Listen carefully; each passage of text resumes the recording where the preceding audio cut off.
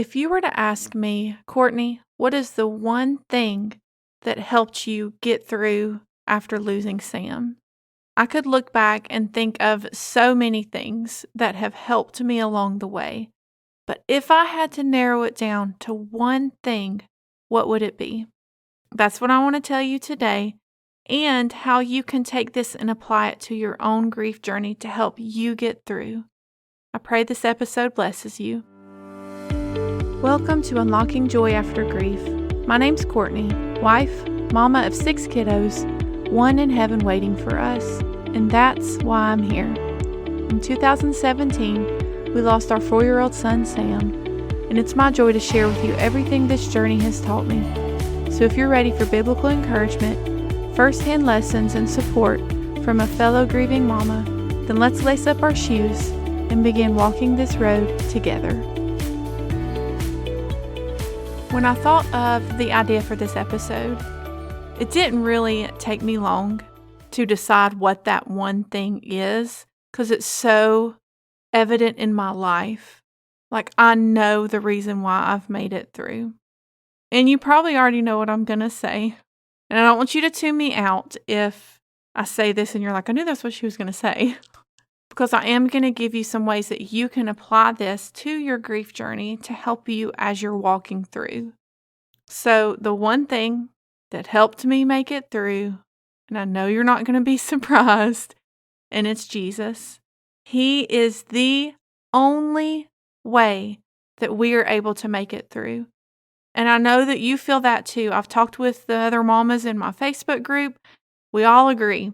If we didn't have Jesus, if we didn't have Him in our lives, we would not be able to make it through. It is impossible to make it after having to go through something so hard as losing your child. There's no way that we could make it through without Jesus.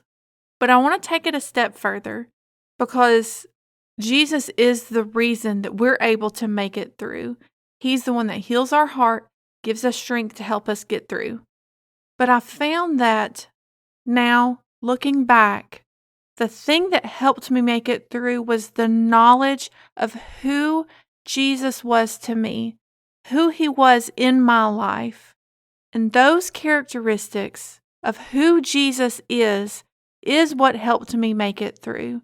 It's what I could build or had built my faith on and could continue to build confidently my faith on and walk in confidence, knowing that He never changes, that it is a constant.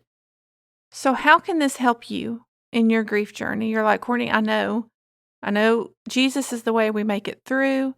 He's the way I've made it through. Like, I know that you know that. So what I want to bring you today is the different ways that the knowledge of who He is can help you at different points in your grief journey. Because this knowledge will help you every time you hit a bump in the road in this grief journey that you're having to walk down. This knowledge can help you get through every bump. So first, we just need to fill our mind with who He is, His character. The parts of His character that I continually went back to during my grief journey were that He was good, He was faithful, He's strong, and He's constant. Those characteristics were what helped me make it through, helped me fully rely on Him, knowing that these characteristics were enough to see me through the hardest pain I've ever had to go through. And so I want to bring you some scriptures that go with each one of these characteristics so that you can apply this to your life. Fill your mind with the knowledge, your mind and your heart with the knowledge of who He is. And there's so many more characteristics of God, but these in particular were the ones that helped me get through after losing Sam. So the first characteristic that I want to go into is His goodness. He is so good. Even in the hard times, even when we don't understand, He is good. Nahum 1:7 says, "The Lord is good, a stronghold in the day of trouble, and He knows those who trust in Him." Zephaniah 3:17, The Lord your God is with you, the mighty warrior who saves. He will take great delight in you. In his love, he will no longer rebuke you, but will rejoice over you with singing. Psalm 119:68. You are good and do good. These are just a few of the verses. If you just look up God's goodness verses, the goodness of God verses, there are so many that explain how good he is and how much he loves you. The next one I want to touch on is his faithfulness. He is there for you and he will always be there for you. After we lost Sam, the support that we got was amazing. There were so many people there for us, praying for us, walking with us. But as the years went on, life went back to normal for everybody else, and we were left having to figure out this life without Sam because our life never will go back to normal. And it can be very lonely when you had such an outpouring of support and then it's not there anymore. But you know who is always there for you and who will never leave you? Jesus. He is faithful. He will be there every moment of your journey. He's not scared of your pain. He's not scared of your grief. He's ready to sit with you in the messy middle of this grief journey. Lamentations 3:22-23 says, The steadfast love of the Lord never ceases. His mercies never come to an end. They are new every morning. Great is your faithfulness. Hebrews 10:23, Let us hold fast the confession of our hope without wavering, for he who promised is faithful. Deuteronomy 31:8-9, The Lord himself goes before you and will be with you. He will never leave you nor forsake you. Do not be afraid. Do not be discouraged. He will never leave you or forsake you. You are never alone. He's good and he's faithful. And the next characteristic I want to touch on is his strength. There's one thing about this grief is it can weigh so heavy.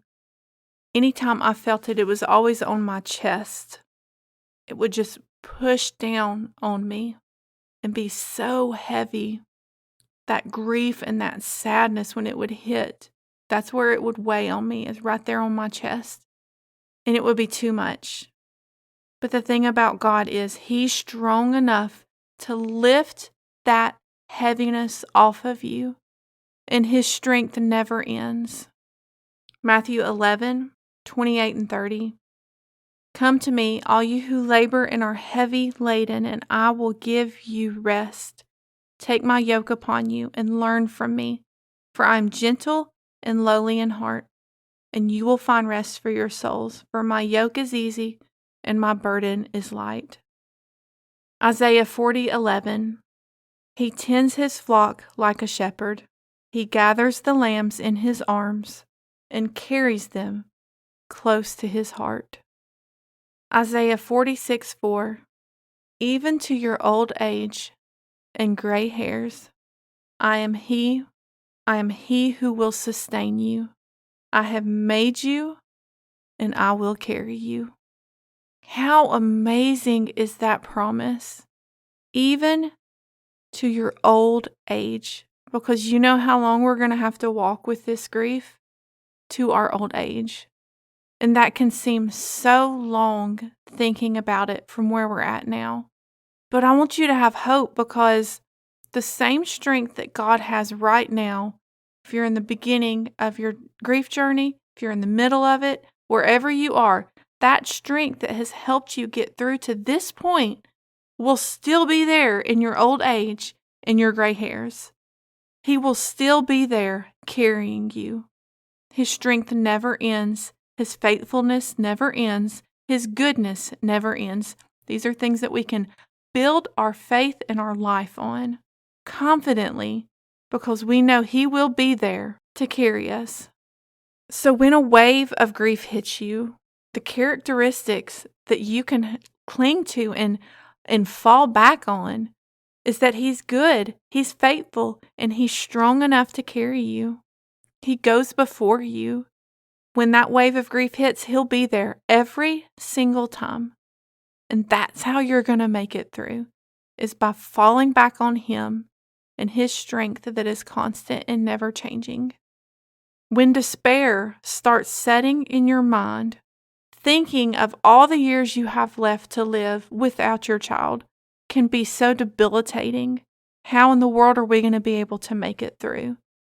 And the thing I want you to focus on in that situation is the hope that Jesus gives us, that one day we will see our babies again. That is a hope that we have, that we can cling to, that when we start feeling that we can't make it through, there's no way that I can make it all these years without seeing my baby again. We just remind ourselves, this life we're living is temporary. This is not our home. We are passing through.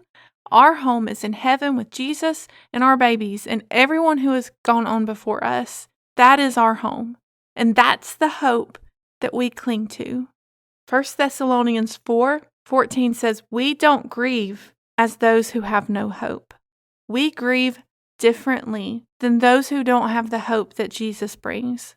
Because our grief, while it's so hard and so heavy, and it forever completely changes us, we still have hope. The hope that when our babies left this earth, it wasn't goodbye. That wasn't the last time we will ever see them.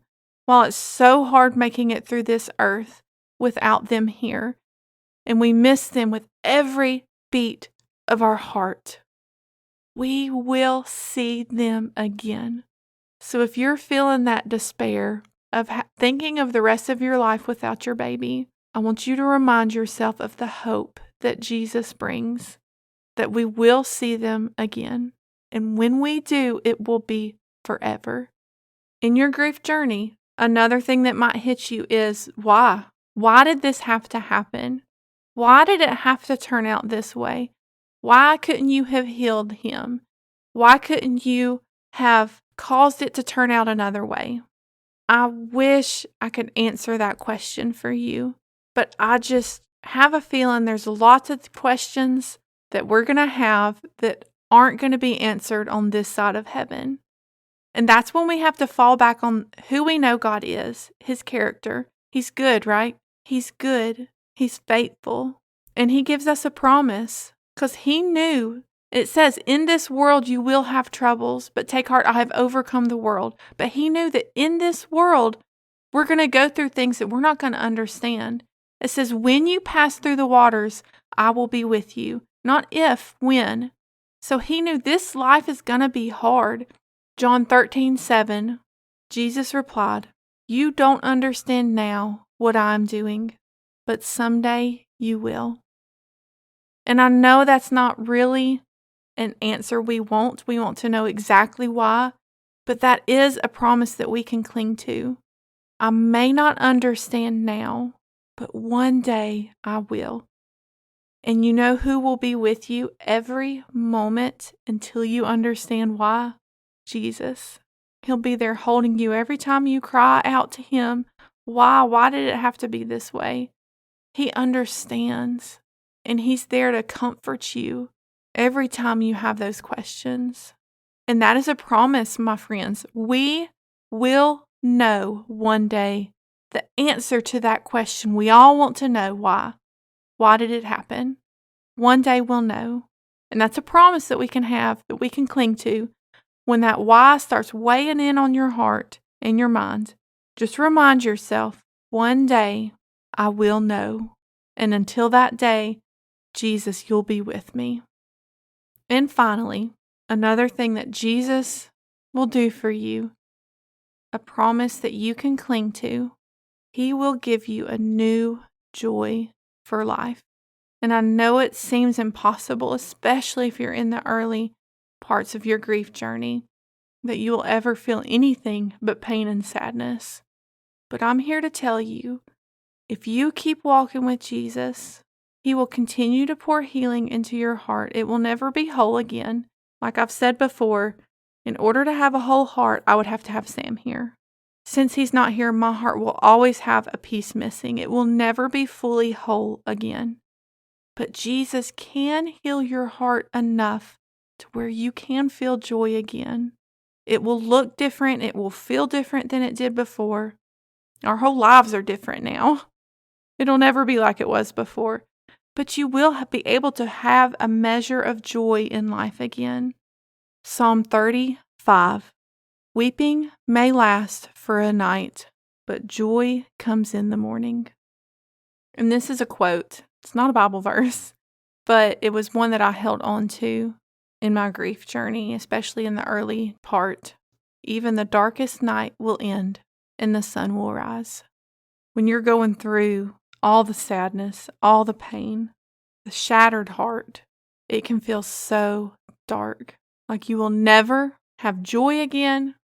You'll never see the light again. The sun will never rise. But just like this quote and the Bible verse I just read, even the darkest night will end and the sun will rise. And after the weeping of the night, joy will come in the morning.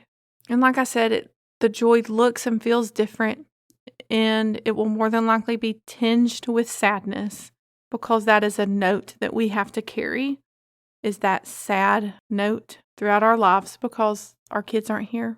But joy will come in the morning. The dark night will end. The sun will rise. You will walk out of the valley of the shadow of death with Jesus holding your hand. He is how we make it through. So in the answer to what is the one thing that has helped you through, the only way I've made it is Jesus and the knowledge of who He is, His character. That is what I've built my life on. And I know that you will make it through too, because the same God that was there for me every night, and I cried myself to sleep, those moments that I cried so hard that my eyes literally swelled shut, the moments that I cried out in anger that it was happening the way it was, every single wave of grief that has hit me, He has been there. And I know He has already gone before me to help me through all the hard times I haven't even gone through yet. And I know that He will do the same for you. I love you, friend. I'll see you next week. Hi, Mama. I hope this episode blessed you. If so, would you mind sharing it with a fellow grieving mama who may need some encouragement on her grief journey? Also, please take 30 seconds and leave a rating and a written review wherever you listen to this episode. Reading your reviews brings so much joy to my heart, and I love connecting with you in that way. All right, I'll see you here next Thursday for another episode. Love you, friend.